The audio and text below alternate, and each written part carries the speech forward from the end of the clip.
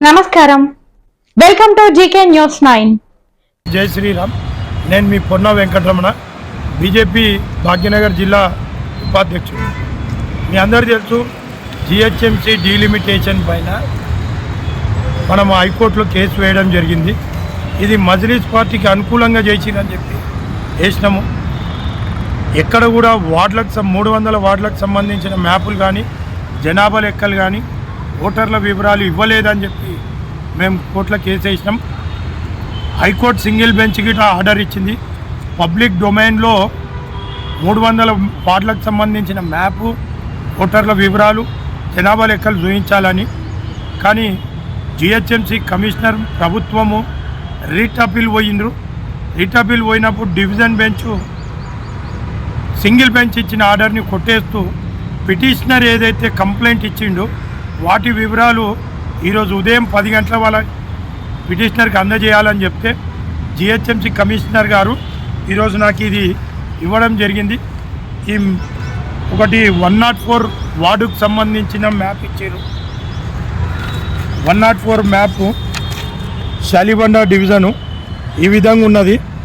ఈ Google map ఇది. దీంట్లో జనాభా ఎక్స్పెక్టింగ్ పాపులేషన్ 32,761. 32,761 జనాభా లెక్కించారు.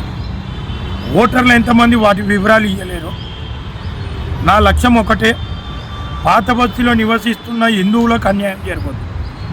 ఇప్పుడున్న జనాభా లెక్క ప్రకారం 2.5 లక్షల మంది హిందువులు ఉన్నారు. చార్మినార్కు అటువైపు 6 కార్పొరేటర్లు హిందువులు గెలవాలి. కానీ కేవలం 2 మాత్రమే వచ్చినాయి, గౌలిపుర, హరిబోలి. మిగతా కార్పొరేటర్ డివిజన్లు ఏర్పాటు చేసే వరకు ఈ పోరాటం ఆగది. ఇప్పుడే నాకు కమిషనర్ గారు ఇచ్చారు. దీనిపైన గిట్ట ఇప్పుడు నేను అభ్యంతరాలు రాసి ఇవ్వడం జరుగుతుంది. చాలా ఇంట్లో అభ్యంతరాలు ఉన్నాయి, వివిధ రాసి ఇవ్వడం జరుగుతుంది. నేను కార్పొరేటర్లకు అడుగుతున్నా, జిహెచ్ఎంసీ కార్పొరేటర్లు ఒక భారతీయ జనతా పార్టీ కార్యకర్తగా పాత బస్తీలో పుట్టిన బిడ్డగా నేను పోరాడితే నాకు జనాభా లెక్కలు ఇచ్చారు, వార్డు మ్యాప్లు ఇచ్చారు. మీరు పబ్లిక్ రిప్రజెంటేటివ్లు, మీరు సరిగ్గా పోరాటం చేయలేరు. కాబట్టి మీకు మ్యాప్లు ఇవ్వలే, మీకు జనాభా లెక్కలు ఇవ్వలే. దయచేసి మీరు పోరాటం చెయ్యాలి. దయచేసి ఇంకా గట్టిగా పోరాటం చేసి మ్యాపులు, జనాభా లెక్కలు తీసుకోవాలి. కోర్టును ఆశ్రయించాలి, న్యాయ పోరాటం చేయాలని కోరుతున్నాను. ప్రజలు గమనిస్తున్నారు.